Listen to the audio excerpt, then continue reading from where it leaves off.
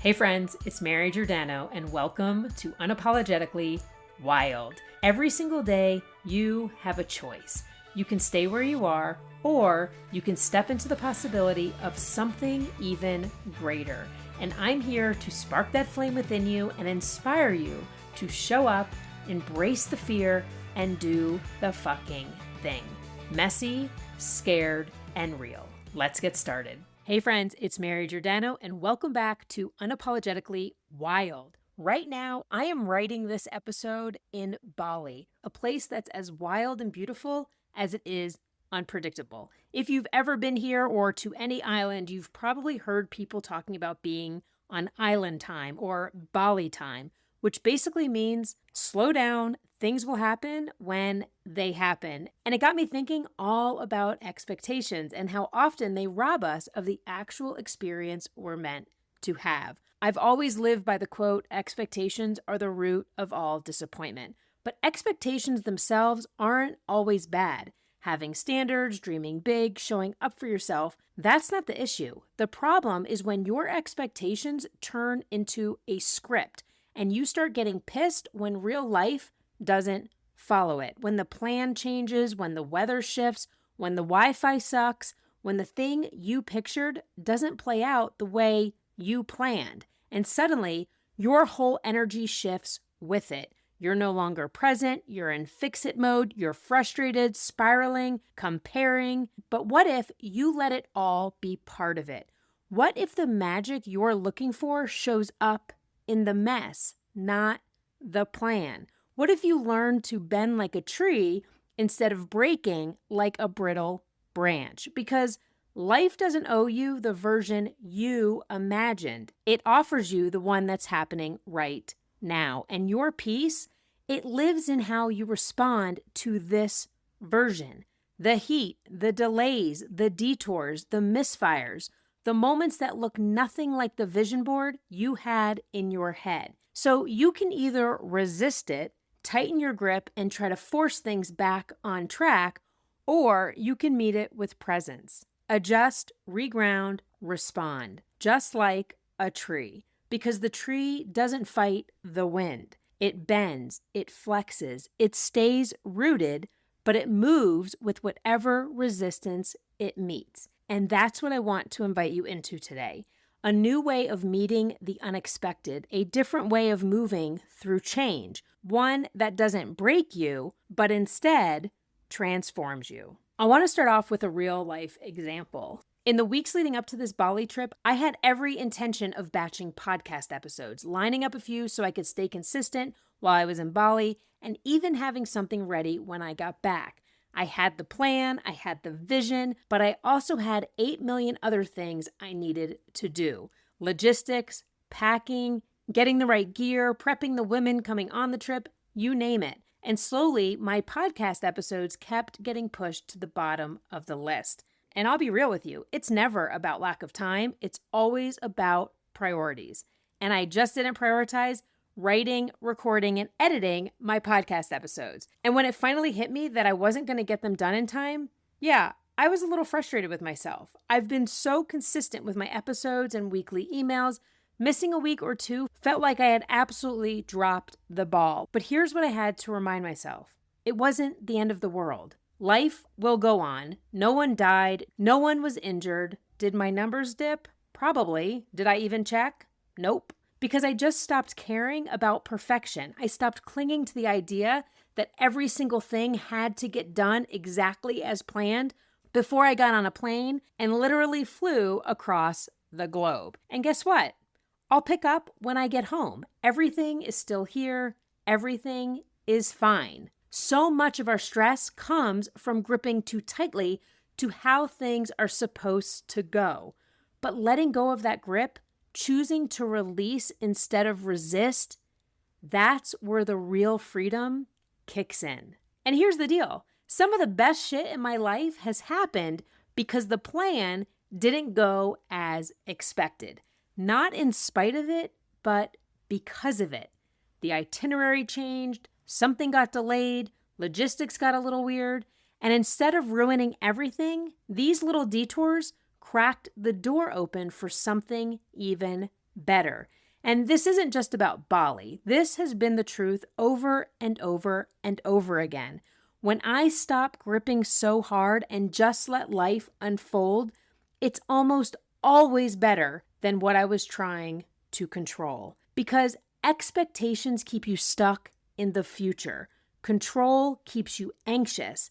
And resisting the pivot, yeah, we're talking about Ross from Friends, it keeps you stressed, frustrated, and trying to force something that just isn't working. When you're bracing for the plan, you miss the actual moment. So yeah, here in Bali, we've had some timing shifts, a few logistical curveballs, but I wasn't rattled. I've learned that the more I loosen my grip, the better things tend to go. One of the women on this trip, Lisa, she's 68 years old. She told me she came here with zero expectations. She was invited by her BFF of 65 years, and she said yes. She didn't look at the itinerary. She didn't overanalyze anything. She just said yes, packed a bag, and trusted that it would all work out. And honestly, that's the energy. Not detached, not passive, just open. Open to what happens when you stop needing it to look exactly like you imagined. Because when you stop forcing the plan, you finally give the moment a chance to become something better. And here's the thing most people don't realize until it hits them sideways. It's not the moment that breaks you. It's the weight of what you thought the moment would be. Expectations are heavy. They load you up with assumptions, predictions, imaginary timelines, and invisible checklists. And when reality doesn't match, you feel off, frustrated, or like something went wrong. But what if nothing went wrong at all? What if the detour was the fucking point? What I've learned, especially traveling, is that the less I demand things to go my way, the more room I create for what wants to unfold. That's not about being passive. It's about being powerful enough to pivot. It's about saying, this isn't what I expected, but I'm still in it. And I'm not going to miss what's here because I'm busy mourning what's not. Whether it's the late driver, the last minute itinerary shift, the wrong food, the noise, the unknown, I've stopped bracing and I've started noticing. Because when you stop demanding life match your script, you actually start living it. And letting go of expectations, it's not about lowering your standards. It's about raising your capacity to roll with the unexpected without losing yourself in the process. You're not here to control the story. You're here to experience it. So yeah, bend, move, adapt. Not because you're weak, but because you're strong enough to flow with what's here, not fight against it. And that brings me to something we don't talk about enough when it comes to personal growth. And that's flexibility. Not just physically, though, shout out to all the yogis. I mean emotional flexibility, mental flexibility, spiritual flexibility, the kind that helps you bend without breaking when the unexpected shows up.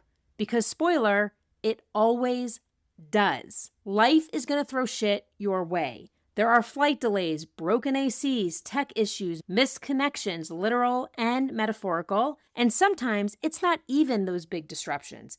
It's missing your 10,000 steps one day. It's breaking your perfect Peloton streak. It's skipping a habit tracker box and spiraling into guilt. You feel behind, unmotivated, like you blew it. But did you? Or did life just ask you to take a little detour and you made that mean something it didn't have to? If you're so tightly wound around how it should have gone, you're gonna eventually snap. I used to make that stuff mean everything, that I was slipping, that I didn't have what it takes, that I'd ruined my momentum, and it was absolutely exhausting. Remember, real strength is in the moment you realize I'm allowed to feel what I feel and still choose how I meet this moment. You don't have to pretend you're fine. You don't have to bypass discomfort or force a smile, but you also don't have to get stuck in it. It's not weakness to adjust. It's not failure to change course. It's wisdom. That's what emotional flexibility looks like. The people who keep rising, they're not the ones who never miss a step. They're the ones who know how to reset, who give themselves permission to adapt without attaching shame to it. So if you're in a season that looks nothing like what you pictured, if your routine's off or your plans are shifting, this isn't your sign to tighten your grip. It's your invitation to flex, to flow, to respond instead of resist, because the goal was never to control every single detail. It was to keep going with grace, with presence, and with your roots still intact. So this whole episode has been a reminder that expectations can quietly strangle the present moment, not because they're bad, but because they box us in. So what does it look like to live with less attachment to the plan and more trust in the process? Here's what I do when I feel myself starting to grip.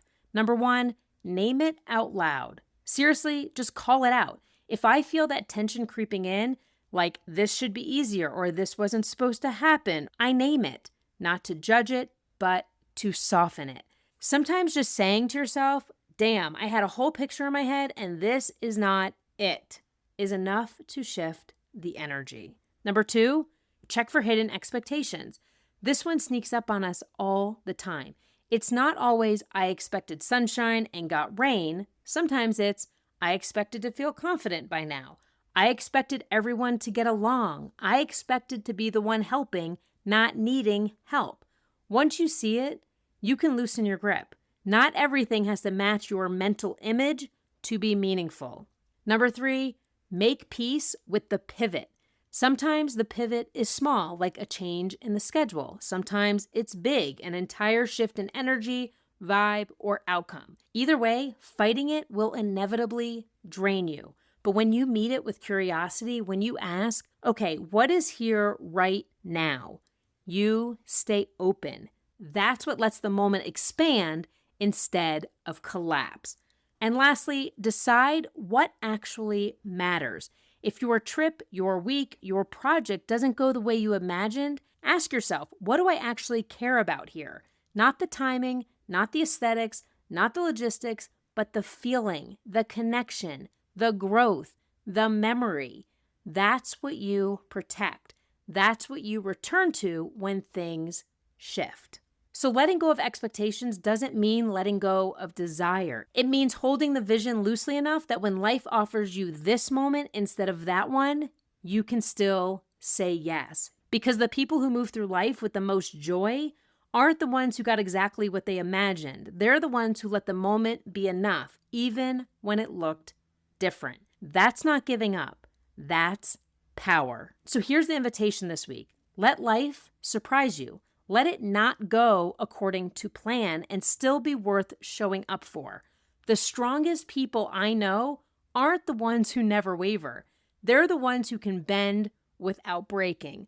The ones who know how to feel it all and still move forward with an open heart. And if you're in a moment right now where you feel like the plan has gone to shit, I want you to pause, breathe, loosen your grip, because maybe, just maybe, this is exactly how it's supposed to go. Not because it's perfect, but because it's real. And you're still in it, still standing, still rooted, still wild. Thanks for tuning in today. If this episode hit home, subscribe and share it with a friend, because together we can bring more women into this wild, unapologetic space. Remember, waiting until you feel ready is the fastest way to nowhere. So show up, embrace the fear, and do the fucking thing. And don't forget to subscribe to my Unapologetically Wild Chronicles. The links to the show notes. Until next time, stay wild.